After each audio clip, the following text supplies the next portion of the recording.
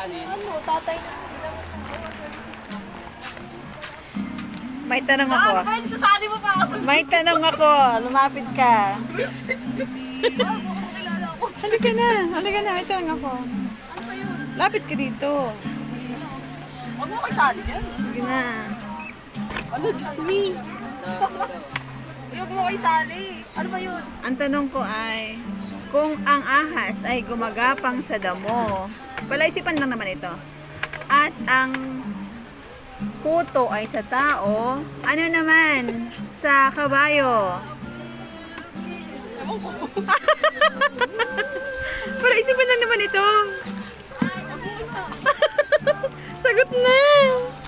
Garapata. Sinadami mo pa ako sa vlog mo. Singirit na ba?